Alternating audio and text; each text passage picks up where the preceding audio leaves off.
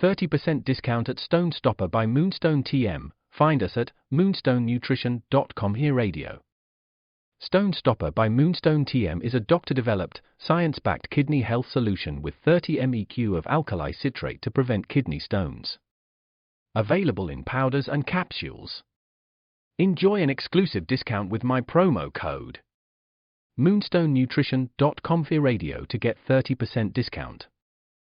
Other shows we have for you to enjoy at myclassicradio.net. The Avengers was most certainly not a household name in South Africa prior to the radio series. With no national television service until 1976, the mechanism simply was not present in the country to show television programs to mass audiences. While many other countries reveled in the filmed adventures of John Steed and company, South Africa was not equipped to join in the fun. The series took Britain by storm and made a major impression in the American markets, being that greatest of rarities, a British series given a network transmission slot. However, as a filmed series, rather than a videotaped one, The Avengers was able to gain a modicum of exposure in South Africa through film rentals. Come and listen at myclassicradio.net.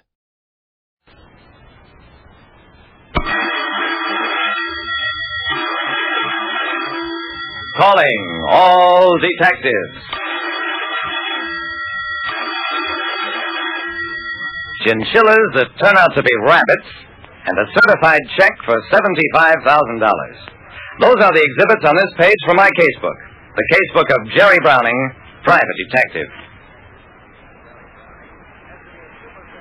If you're a private detective like me, Jerry Browning, you've always got to watch out for some new wrinkle on the old skin game.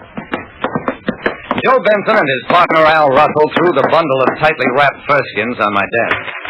What's the matter with you guys? This package doesn't weigh over 10 pounds. Why do you both have to carry it? My two visitors got red in the face. I get it. You boys don't trust each other, right? Joe nodded, and Al swallowed hard. Then Al took a deep breath. Matter of fact, Jerry, we don't trust anybody. Not after what happened this morning. Okay, let's have the story. What happened this morning? We've been robbed. Or else Joe robbed me. You mean you robbed me, Al? Now, wait a minute, you two. I'll listen to one of you at a time. Al? Al scowled at his partner. It's like this. Up to now, our partnership in a wholesale freight business has been strictly 50-50. I'm the outside man, do the buying, make the sales contacts, while Joe here handles the inside stuff. Runs the plant, oversees the dressing of the raw furs, keeps the books. I nodded. Go on, Al. Well, when it comes to the actual picking up the raw skins, we worked out what we thought was a foolproof routine. Joe hands me a certified check. I hand it to whoever I'm dealing with in the market and bring back the bundle of furs. Makes sense to me. What went wrong this morning? That's what we don't know. Or at least I don't know. Let me tell it first, Joe. This morning, I took the check to the Great Northern Fur Market. Watch them wrap the pelts in that bundle, the same super heavy paper, the same wire binding, I'm positive. Then I came right back to the plant. Joe couldn't keep out of the act any longer. Here's the Great Northern receipt for the check, $75,000 for chinchilla pelts. That's what was supposed to be in the bundle. After we saw what really was in it, we tied it up again. Now you open it. I opened it. I don't know much about furs, but I know enough to realize that what I was looking at wasn't chinchilla. It was rabbit fur. I just opened a bundle of trouble.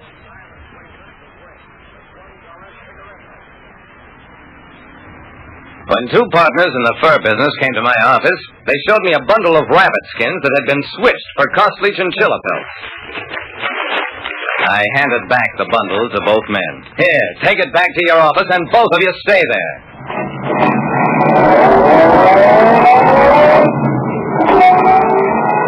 I got in my car, drove down to Walnut Street. The Great Northern Fur Market was a busy place. I was ushered in, finally, to a dim cubbyhole where I met Louis Didot, the company manager. What you tell me, Mr. Browning, is a terrible thing. What I can tell you is nothing. All right, he was. All he did was confirm Al Russell's story. After Didot got the check, Al picked up the bundle of furs and walked out with it. Mr. Didot, would you answer a couple of questions? But certainly. Okay, question one. Were those chinchilla pelts insured? For the Great Northern protection, yes. We carry what is called a floater policy on all merchandise. Automatically, as the merchandise is given out to the customer, that protection ceases. Question 2. Are Benson and Russell good customers? Oh, the best. The very best.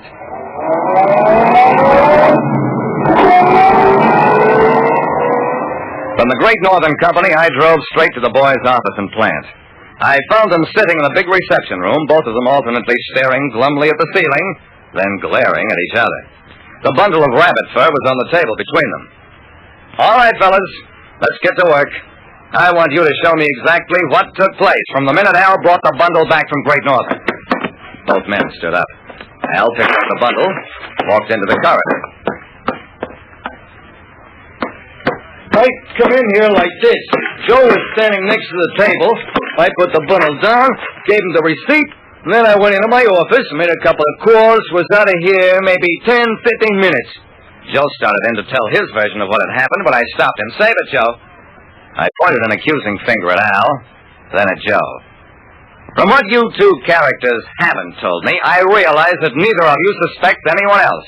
Your employees, for instance. That right? They nodded in unison. Now I'll tell you something else.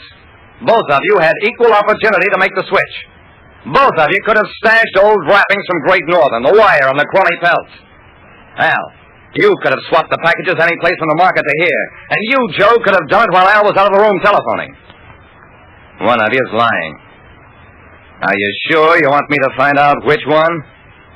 They nodded, and suddenly the air in that room got awfully tight. Okay, boys, you asked for it. Ever hear of word association tests? No, neither one had. I explained it to them. I give you a word, and you answer it with another word. The first one that pops into your mind. Sometimes a liar pauses too long before answering, or else he answers with a word that points to his guilt. Whenever you're ready to take the test, gentlemen, I'm ready to give it to you. I worked on Al first. Partner. Red. Furs. Stolen. Hidden. Here. Guilty. Joe. I walked into Joe's office, repeated the business. Partner. Skunk. Furs. Switched. Hidden. Here. Guilty. Al. Fine thing. My word association test was strictly a flopperoo. Told nothing but the partners' suspicions of each other. And then the truth hit me. They both agreed the furs were hidden here because what each had done was pull a double cross. I brought Joe back to Al's office and led off with a shot that was strictly in the dark. Al, when did you start suspecting there was something wrong with Joe's books? Huh? About a month ago. We've been doing more business than we ever did, but his books show a loss. So you figured you'd outsmart him, switch the fur bundles, and quietly pocket the proceeds. Now you, Joe, when did you start worrying about Al's honesty? Why, I guess last month when some invoices didn't jive with his cross sheets. So you pulled the switch on his bundle. Yeah, they both broke down and admitted it. But then the question was, where are the real Chinchilla furs? I took them from where you hid them, Al. But I took the same ones you hid, Joe. Wait a minute, you double, triple crosses. You've each got a bundle of furs hidden. Bring them out and we'll find out who has the real chinchillas. Maybe you guessed it. Each of them had a hidden bundle, and each bundle was rabbit fur. We had 3 bundles of rabbit and were right back where we started until... Hello, this is the door at Great Northern. I have good news. When Al came here for the bundle of chinchillas, he picked up the wrong package. And the chinchilla skins are here, waiting for you. Don't mention it. And that was that. Switching and double switching, and all the time the real furs were at Great Northern. But the boys learned a lesson, and they've never had any trouble since. Like I said, when 2 guys want to skin each other, all they ever get is a raw deal.